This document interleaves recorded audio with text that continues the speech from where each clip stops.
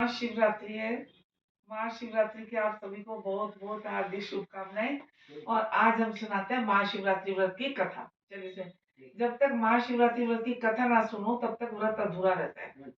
चलिए, एक बार पार्वती ने भगवान शिव शंकर से पूछा, ऐसा कौन सा श्रेष्ठ, जो सबसे बढ़िया तथा सरल व्रत का पूजन है, जिससे मृत्यु लोक के प्राणी आपकी कृपा से सहज ही प्राप्त करें। मतलब जिससे जो मृत्यु लोक के प्राणी होते हैं, जो यहाँ होते हैं, उसमें भी आपकी कृपा उनको बड़ी जल्दी मिल जाती है। ऐसा कौन सा व्रत है वो? पार्वती जी पूछ रही शिव जी भगवान से। उत्तर में शिव जी ने पार्वती को कहा कि शिवरात्रि के व्रत का विधान बताकर ये कथा सुनाई। अब सुनो कथा। एक गांव में एक शिकारी रहता था। पशुओं की हत्या करके वह अपने कुटुंब को पालता था। कौन? और हाँ, तो वह एक साहूकार का ऋणी था। लेकिन उसका ऋण समय पर ना चुका था। उसमें साहूकार का जो ना पैसा देना था, लोन कर्जा देना था, लेकिन वो समय पर चुका नहीं पाया उसका कर्जा। ठीक है। और क्रोध वर्ष को साहूकार को जो है ना बहुत गुस्सा आया। उसने शिकारी को शिव मठ जो था, शिकारी को उसमें बंदी बना दिया। जब साहूकार का कर्जा उसने नहीं दिया तो उसको बंदी बना दिया शिकारी को। संयोग से उस दिन थी शिवरात्रि। हाँ, तो शिकारी ध्यान मगन होकर शिव संबंधी धार्मिक अपना बातें सुनता रहा।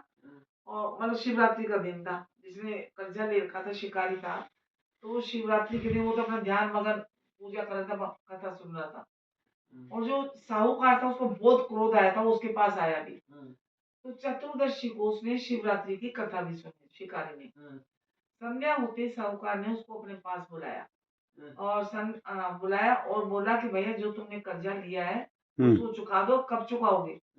तो शिकारी अगले दिन सारा कर्जा लुटा देने का वचन देके बंधन से छूट गया।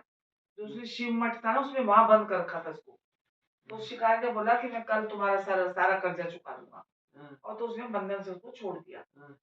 तो अपने रोज का जो काम करता है उनके भांति वह जंगल में शिकार के लिए निकला। लेकिन दिन भर बंदी गृह में रहने के कारण भूख प्यास लगी थी, बहुत ज्यादा सता रही थी, परेशान था। तो शिकार करने के लिए वह एक तालाब के किनारे बेल पत्तर का वृक्ष होता है ना, उस पे पड़ाव बनाने लग गया, मतलब जिससे शिकार करना है। तो बेल वृक्ष के नीचे शिवलिंग था, जो बेल पत्रों से ढका पड़ा था। तो शिकारी को पता नहीं था इसके नीचे शिवलिंग है। तो पड़ाव बनाते समय उसने जो टहनियां तोड़ी ना, तो संयोगवश जो वो शिवलिंग के ऊपर गिर गई बेलपत्र की टहनियां। इस प्रकार दिन भर भूखे प्यासे शिकारी का व्रत भी हो गया, क्योंकि उसने तो अनजाने में ही करे थे। वो अनजाने में शिव के ऊपर सारे बेलपत्र शिवलिंग पे गिर पड़े और वो शिवलिंग पे बेलपत्र चढ़ गए, तो उसका व्रत भी हो गया। तो एक पहर रात्रि बीत जाने पर गर्भिणी मृग जो थी तालाब पर पानी पीने पहुंची। तो शिकारी ने धनुष पर तीर चढ़ाकर जो ही उसको मारने के लिए प्रत्यंचा खींची ना, तो मृगी बोली मैं गर्भिणी हूँ, मतलब बच्चा होने वाला है मेरे, तो शीघ्र ही प्रसव करूंगी, तुम एक साथ दो जीवों की हत्या करोगे।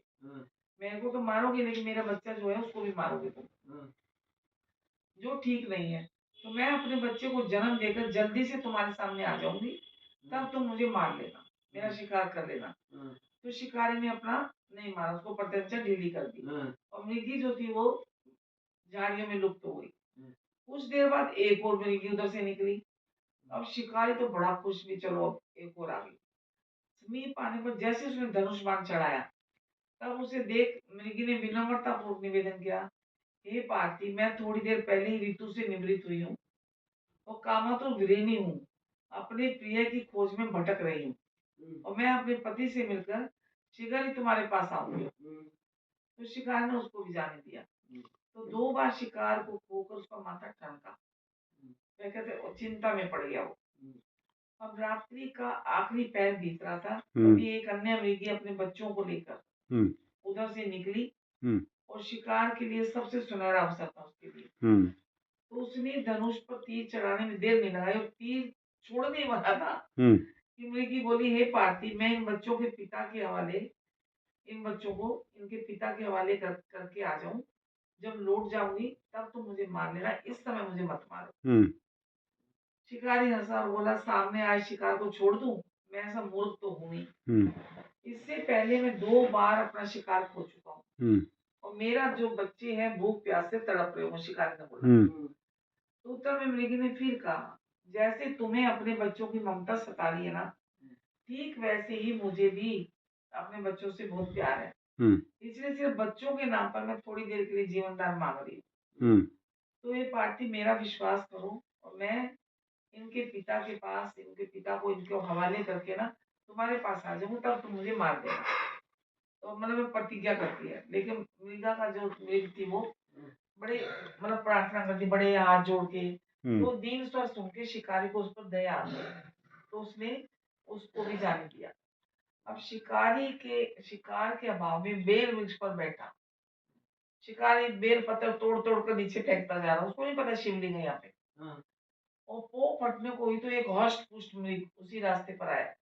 शिकारी ने सोच लिया, अब इसका शिकार तो जरूर करो। अब जैसे गोरा भरेगा, हाँ, प्रत्यंचा खींची उसने। तो मृग जो है विनीत स्वर में बड़ी प्रार्थना करके बोला, हे पार्थी भाई, यदि तुमने मुझसे पूर्व आने वाले 3 मृगियों तथा छोटे छोटे बच्चों को मार डाला, तो मुझे भी मरने में कोई संकोच नहीं है। और मतलब देरी मत करो, मुझे मार दो, ताकि उनके वियोग में मुझे एक क्षण भी दुख सहना न पड़े कि तुमने तीनों मृगियों को मार दिया, बच्चों को भी मार दिया, तो मुझे भी मार दो। तो क्योंकि मैं उनका पति हूँ, तीनों मृगों का।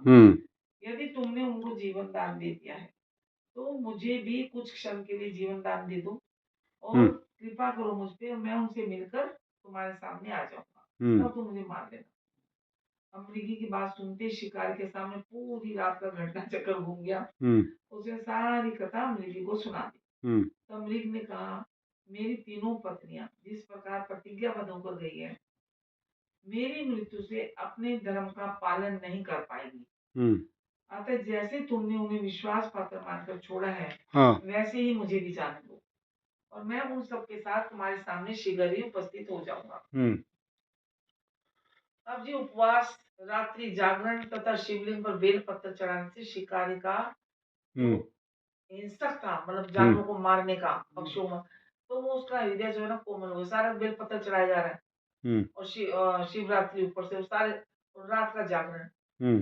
तो धनुष तथा बाण उसके हाथ से सहज ही छूट गए, और भगवान शिव की अनुकंपा से उसका हृदय, हिंसक हृदय, बिल्कुल कारुणिक भावों से भर गया, एकदम दया से। और वह अपने अतीत के कर्मों को याद करके पश्चाताप की ज्वाला में जलने लगा कि मैंने कितने पाप किए, कितनों का मैंने हत्या की है, शिकार किया। थोड़ी ही देर बाद मृग का सारा परिवार शिकारी के सामने उपस्थित हो जाता है। तो किंतु ताकि वह उनका शिकार कर सके, किंतु जंगली पशुओं की ऐसी सत्यता, सात्विकता एवं सामूहिक सामूहिक प्रेम भावना देखकर शिकारी को बड़ी गलानी हुई। उसके नेत्रों को से आंसू की झड़ी लग गई। ये सारे के सारे मतलब कितना प्यार है, कितना मतलब अपनी प्रतिज्ञा के प्रति वो है ये। तो सबको देख के रोना आ गया उसको। उस मृग परिवार को ना मारकर शिकारी ने अपने कठोर हृदय को जीव हिंसा से हटा सदा के लिए कोमल और दयालु बना लिया। अब देवलोक से समस्त देव समाज भी इस घटना को देख रहा था। घटना की परिणति होते ही देवी देवताओं ने फूलों की बारिश की हमें। तब शिकारी तथा मृग परिवार जो है मोक्ष को प्राप्त हो गए। बस बोलो हर हर महादेव, हर हर महादेव। और सुनो। अब है रात के भगवान शिव। शैव पंथ में रात्रियों का महत्व बहुत अधिक है। हिंदू धर्मानुसार फागुन कृष्ण चतुर्दशी को महाशिवरात्रि पर्व मनाया जाता है, और रात्रि से संबंधित कई पौराणिक कथाएं हैं। अच्छा, सुनाओ। माना जाता है कि इस रात को भगवान शिव और पार्वती का विवाह हुआ। तत्ववेताओं द्वारा इसे जीव और शिव के मिलन की रात्रि कहा जाता है। इसलिए इस रात्रि को महिलाएं अच्छे पति, वैवाहिक सुख और पति की लंबी आयु की कामना से भी मनाती हैं। अब प्रलय, उसका मानना है कि शिव ने तांडव नृत्य करके सृष्टि को भस्म कर दिया था, और तब सृष्टि की जगह बहुत काल तक यही महारात्रि छाई रही। देवी पार्वती ने इसी रात्रि को शिव की पूजा करके उनसे पुनः सृष्टि रचना की, प्रार्थना की, इसलिए इसे शिव की पूजा की रात्रि कहा जाता है। और इसी रात्रि को भगवान शंकर ने सृष्टि उत्पत्ति की। उत्पत्ति की, सृष्टि की। इच्छा से स्वयं को इधर, बस अब इधर एक जगह रखना है ना, इधर तो मत घुमाओ। इच्छा से स्वयं को ज्योतिर्लिंग में परिवर्तित किया, रुद्र रूप। यह भी माना जाता है कि इस रात्रि को भगवान शंकर का रुद्र के रूप में ब्रह्मा से अवतरण हुआ था। विष्णु ने ब्रह्मा और ब्रह्मा से रुद्र की उत्पत्ति मानी जाती है। समुद्र मंथन के दौरान जब समुद्र से विष उत्पन्न हुआ तो भगवान शंकर ने उस विष को पीकर अपने कंठों में सजा लिया, कंठ में सजा लिया, इसलिए उन्हें नीलकंठ कहा जाता है। विष पान की इस रात्रि की याद में महाशिवरात्रि का पर्व मनाया जाता है। शिव पूजा उत्सव, प्रत्येक प्रांत में शिव पूजा उत्सव को मनाने के तरीके अलग अलग हो सकते हैं, किंतु पूजा में शिव को आकड़े, आक का फूल, बेल पत्तर, धतूरा, भांग ये सब चढ़ाया जाता है। और जहाँ भी उनका ज्योतिर्लिंग है वहाँ भस्म आरती, रुद्राभिषेक, जलाभिषेक का करके भगवान शिव का पूजन किया जाता है।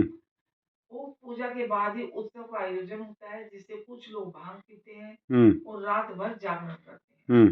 तो ये थी महाशिवरात्रि के बारे में सारी जानकारी। आप लोगों को ये जानकारी कैसी लगी, कथा कैसी लगी? अगर आप भोलेनाथ के भक्त हैं तो कमेंट बॉक्स में हर हर महादेव जरूर लिखिए, हर हर महादेव, हर हर महादेव। और चैनल को सब्सक्राइब कीजिए, अगर आप नए हैं तो सब्सक्राइब करके पास में जो बेल आइकन है उसको जरूर प्रेस कीजिए, ताकि आने वाली हर नोटिफिकेशन आपको मिल सके, जो भी नई जानकारी सब आप तक मिल सके। वीडियो अच्छी लगे लाइक करिए और शेयर करिए। हर हर महादेव, हर हर महादेव। जय हो नई वीडियो में फिर मिलते हैं। जय हो, जय हो, जय भोलेनाथ।